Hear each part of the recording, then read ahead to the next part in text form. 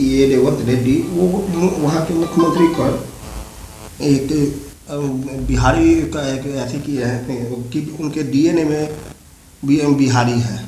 वहाँ का 3 जो उनके मुख्य सचिव और डीजीपी है वो भी बिहारी है, और उनका कहना है कि प्रशांत किशोर जो है उनसे रणनीतिकार उनके हैं वो उनके डीएनए में ही बिहारी। इस तरह के विवादित बिहार को लेकर पहले भी आया है चन्नी जी का बयान, फिर इनका बयान।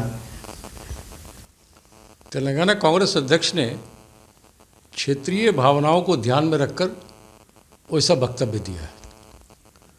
राजनीति में जहां आपका मुकाबला प्रतिद्वंदी क्षेत्रीय पार्टी हो और सत्ता में हो,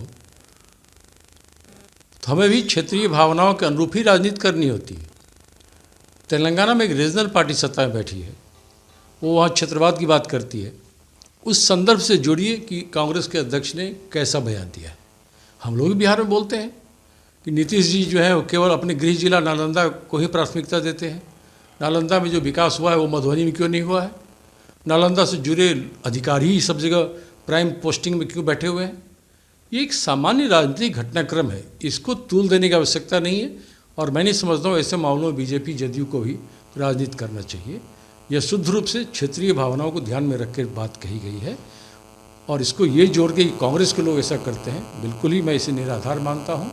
हर जगह जहाँ आपका मुकाबला जिस दल से, जो आपका प्रतिद्वंदी है, उसको ध्यान में रखकर ही राजनीतिक रणनीति बनानी होती है। लेकिन सर क्षेत्रीय ठीक है, क्षेत्रीय मुद्दा को लेकर कर रहे हैं, लेकिन किसी अन्य राज्य के लोगों पर बिहारी डीएनए इस तरह का शब्द चन्नी जी भी उसी तरह बिहार यूपी के लोगों को लेकर इस तरह की बयानबाजी किए थे। देखिए, सत्ता में बैठे हों या विपक्ष में, अगर आप बड़े पदों पर बैठे हैं तो मैं ये स्वीकार करता हूँ कि राजनीति में भाषा का चयन सोच समझकर होना चाहिए। ऐसी बात नहीं कहनी चाहिए जिससे किसी क्षेत्र विशेष को लेकर लगे कि कोई दुर्भावना पाल रखी है। चन्नी जी ने भी जो बयान दिया था वो उसी संदर्भ में था, क्षेत्रीय भावनाओं को ध्यान में रखकर कहा गया था। लेकिन बिहार के लोग तो पंजाब में काम करने जाते ही हैं, और ये सबको पता है, ये मुख्यमंत्री चन्नी को भी पता है। और अगर तेलंगाना में कुछ अधिकारी प्राइम पोस्टिंग पा लिए हैं, अरे वो अधिकारी अपने मेरिट पर चयन हुआ है उनका।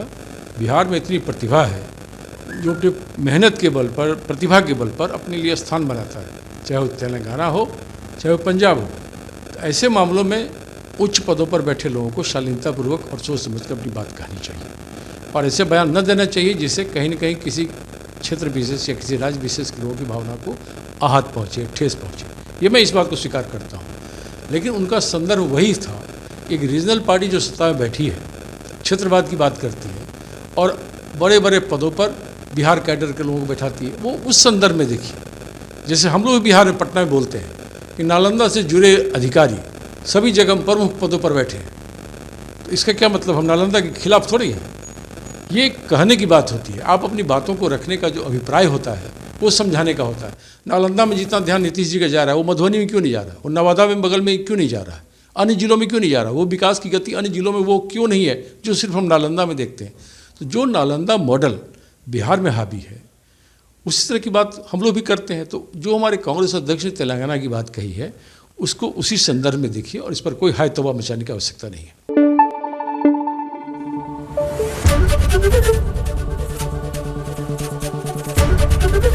एबीपी न्यूज आपको रखे आगे।